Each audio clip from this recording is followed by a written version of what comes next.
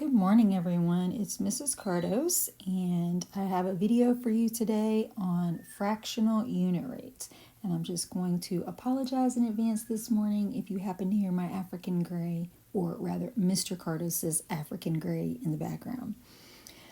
He's very feisty in the mornings sometimes. So if you have your notes, grab those. If you don't, just grab some paper, grab a pencil, and we can work through some problems together. So our lesson target for today will be to compute fractional unit rates, and we're going to do that by completing some practice problems. So as always, we want to start by reviewing what you should already know from previous grades. And in this situation, you should already know what the definition of a rate is. A rate is a ratio that compares two quantities with different units of measure. And when we say units of measure, what we're talking about are feet, inches, pounds, hours, seconds, those types of things. So here is the example. The example is 3 miles to 2 hours. That is a rate. Miles is different than hours. And you can see in the non-example 2 kilometers to 5 kilometers. That would not be a rate because both of the units of measure are the same. They're both kilometers. Now, once we've figured out what a rate is, we can take it down to the next level, or rather take it up to the next level, which would be a unit rate. A unit rate is a ratio between two different units, so what we just learned, but one of the numbers has to be a 1. And generally it is the denominator, but not always. And one of the ways we can remember this is because the word unit actually means 1. So whenever they're asking us to find a unit rate, they're asking us how much is 1. So unit means 1. So here's our example, 60 miles per 1 hour. And remember, sometimes words like per and each can be used to designate 1. So in our example, instead of saying 1 hour, we might just say 60 miles per hour or 60 miles each hour. So just make sure that you're reading any word problems carefully. Our non-example is $4 for 2 tickets. Our 2 units are dollars and tickets. However, neither one of the numbers is a 1, so this is not a unit rate. It's a rate, but it's not a unit rate. Now, hopefully last year in previous grades, you guys talked about unit rates and also about if they don't give you the unit rate, you can find the unit rate. And if they don't give you the unit rate, you can find it by dividing the numerator by the denominator. So in our example, 100 students per 4 teachers. And if I divide 100 divided by 4, I would be able to figure out that the unit rate is 25 students per teacher, 1 teacher. So each teacher has 25 students. That would be the unit rate. Now, what's going to make this our grade level, which currently is 7th grade, would be that if we're going to include some fractions in there. So this is actually called a complex fraction, or basically it's a fraction within a fraction. I have a fraction in the numerator and a fraction in the denominator. Don't panic when you see it, because this is the same thing as this. And you guys have been doing this for years, so you're pretty good at this by now. So 3/4 divided by 3/5. This is just a fancy way. One way is to write it vertically, one way is to write it horizontally, but you're going to do the exact same thing to find the answers. So let's work our way through this problem. So I made another slide just so I would have a little bit of room. So 3/4 divided by 3/5. Whenever I do division, I have the little mantra in my head, keep, change, flip, or keep, change, reciprocal. So I'm going to keep the 3/4. I'm going to change the divide to multiply, and the reciprocal of 3/5 would be 5/3.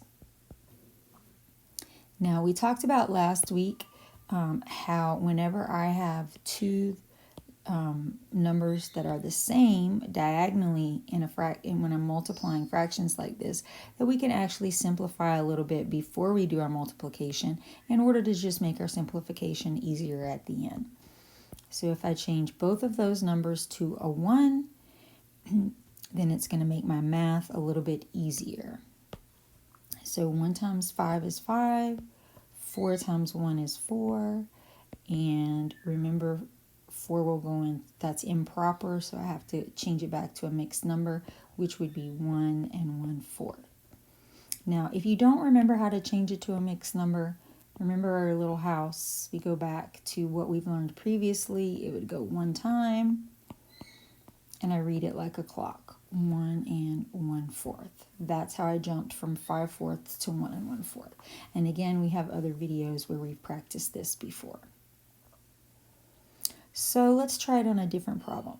In this problem, maybe we have someone who's running and they ran 1/4 of a mile in 2 minutes, and we'd like to figure out their unit rate, or how far they could run in 1 minute. So I like to just rewrite it like this. And remember, whenever we see the 2, we can think of it as 2 over 1.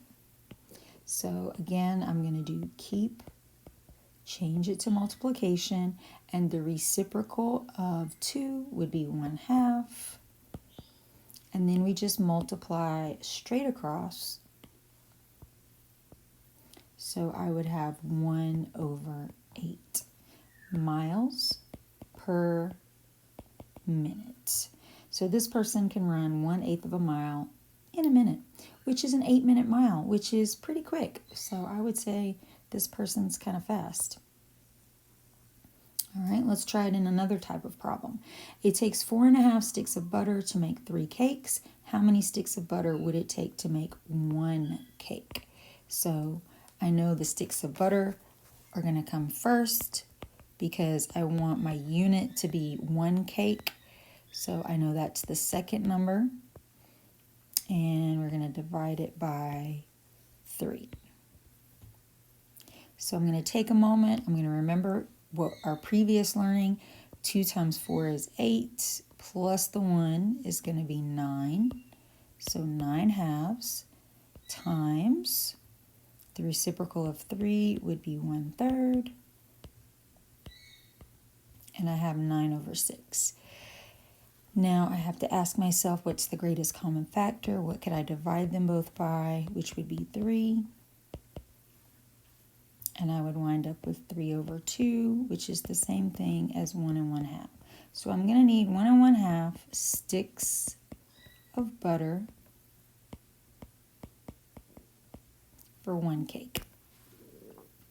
Now, there are other ways to simplify this, but remember, as long as we all wind up at 1 1/2 at the end, it's all good. All right, here's a different problem. A carpenter used half of a box of nails while working on a treehouse and was able to complete 1/4 of the treehouse. At this rate, how many boxes will he need to finish the entire treehouse? Well, I know I want the treehouse part to be the 1 whole, because he's going to finish 1 whole treehouse. So the box of nails is going to come first, divided by 1/4 of the treehouse. And again, you can pause the video so you have time to work it out and then come back to the video. So 1/2 times 4 over 1, and then multiplying straight across. I'm going to have 4 over 2, which is just 2. So he's going to need 2 boxes of nails to complete 1 treehouse. That's our unit rate. 2 boxes of nails per treehouse. All right, if you want to take the time to read this problem, try it on your own, and then come back to see if you got it correct. The problem says, while exercising, Ned walked 1/9 of a mile in 1/2 of an hour. At this rate, how far will he have traveled after an hour? So I have 1/9 of a mile divided by 1/2 of an hour. I know the half comes last because I want that to be my unit. So 1/9 times 2 over 1, I wind up with 2/9 of a mile per hour. So in this case, poor Ned, he's pretty slow. I don't know if he sat down on a bench for a while in between the beginning and the end, but 2/9 of a mile is pretty slow. He's a snail. All right, so our next problem and our last problem of the moment is Rudy went to the store and bought 3.5 pounds of roast beef to make sandwiches. He paid $20.93. What was the cost per pound? Now, this problem is interesting because I have a mixed number, but I also have a decimal. I'm still doing the same thing. I'm looking for the cost per pound, so it's definitely a unit rate. I have fractions. I also have decimals. So I could go one of two ways. I could change them both to fractions, which would be 20 and 93 over 100, and use it that way. Or I could change the fraction to a decimal. And in this case, I am definitely going to change the fraction to a decimal just because it's going to be much easier. So I figure out that 3.5 would be the same thing as 3.5. And remember, we've talked about this before. Pretty much in 7th grade, we're always going to put the money in the calculator first. So I am going to write the money first, $20.93, and we're going to divide that by 3.5. Now, in this instance, I don't have to do keep, change, flip because I don't have fractions anymore. I don't have to change it to multiplication because I'm not dividing fractions anymore. I've changed them to decimals. It just becomes a calculator problem at this point. So it actually comes out to $5.98 per pound. And remember, the abbreviation for pound is LB, not PD. So Rudy's getting a pretty good deal because $5.98, that's pretty cheap for roast beef these days. All right, that's the end of my slides for today. I hope that this lesson was helpful to you. And if you have a comment, you can leave it down below or hit like and subscribe if you would like to see more videos of this nature. Thanks, and I'll see you guys in the next lesson.